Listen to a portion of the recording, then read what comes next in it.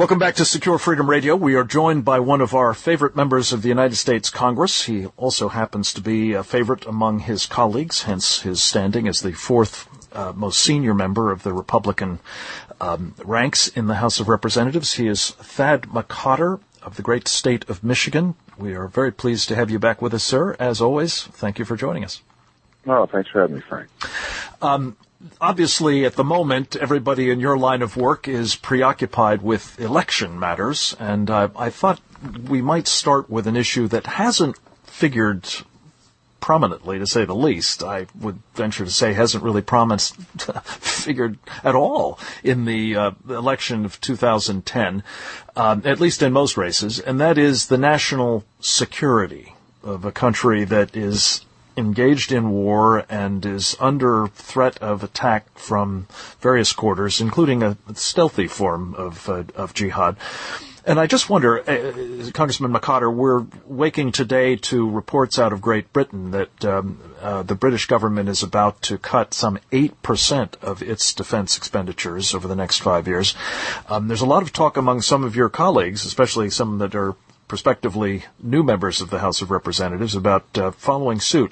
I wonder what your thoughts are on the importance of these national security issues in this election, should they be given more attention, and the prospects for our party, the Republican Party, leading the charge on cutting defense should it come to power in the House.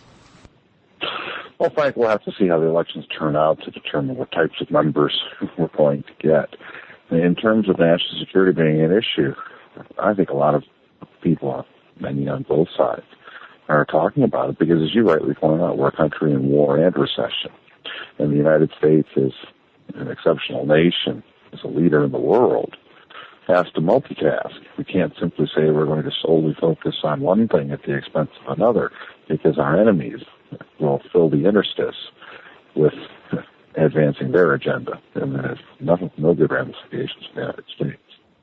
The public understands this.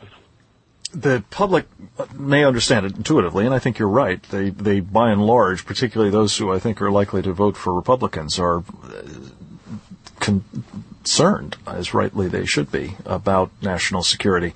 But do you anticipate that we're going to find a Republican majority, perhaps joining forces with those on the left who have been always anxious to cut defense, to do this? And Congressman, let's set aside the proposition that there's waste and abuse in the Pentagon budget that needs to be excised. You know and I know that what ultimately winds up happening is programs get canceled, because it's a lot easier to do that than to find there's no line item for waste, fraud, and abuse.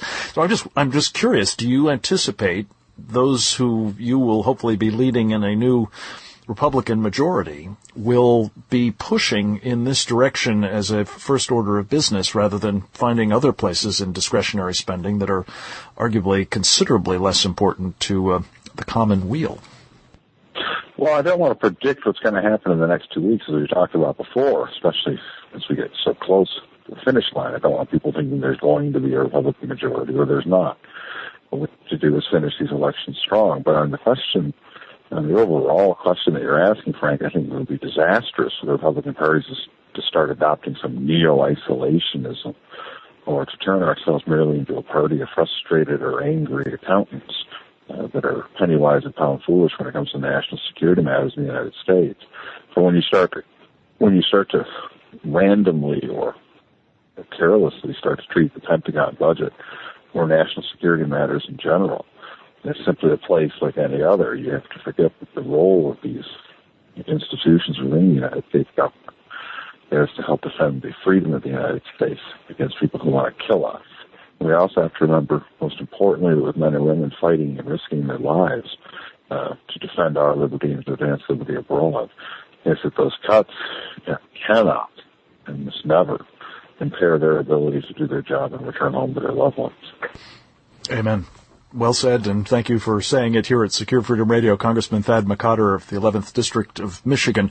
Let me turn to a related subject. Speaking of those that are putting their lives on the line for all of us, it is now stated openly by the United States government under the Obama administration that we are partners in the negotiations that are now taking place between the Taliban and the Karzai government in Afghanistan by partners, I think, Secretary of State Defense, Robert Gates, means not simply enablers of the Taliban getting to those talks, but actually fostering, helping, otherwise encouraging them at this point.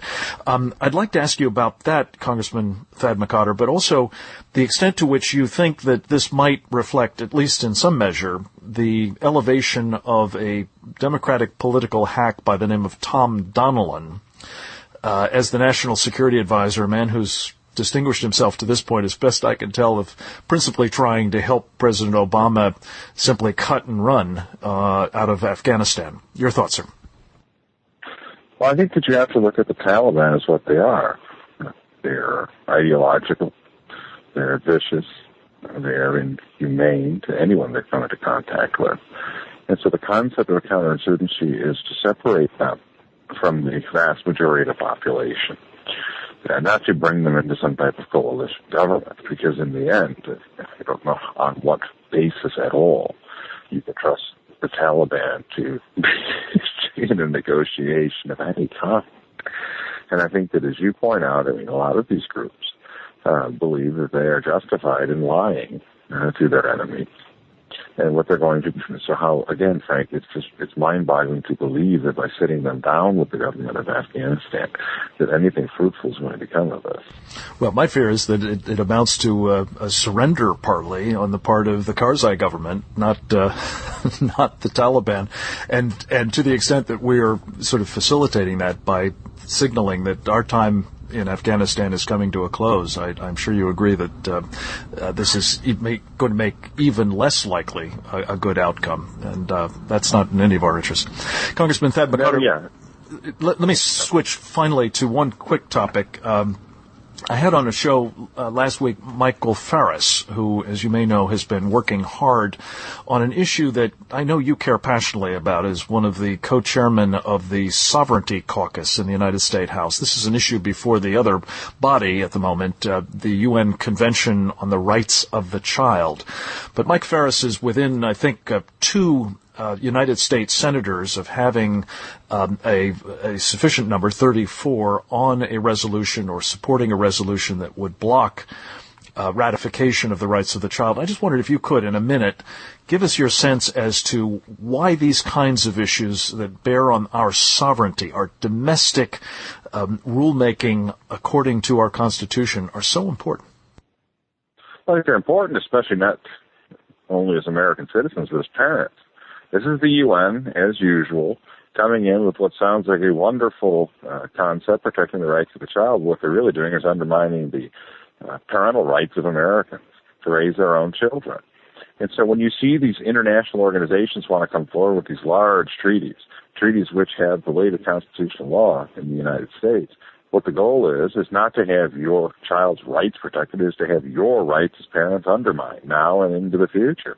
And I think that Americans, when they understand what the goal of this organization, what this treaty would be, which is to take your ability to raise your child and put it in the hands of bureaucrats at the UN or elsewhere, is not what you expect out of your serving government in the United States. Let's not forget that the senators, those people are the servants of the people of the United States, and they should never be able to delegate your rights as a parent to somebody other than you, who should be able to keep them. Congressman McCotter, I fear we have lost you, but your point was clearly made and very well stated. Thank you, sir, for joining us as always. And please, folks, understand that what is at stake here is your right to representative, accountable government. Protect it. Join Michael Farris at parentalrights.org in doing so.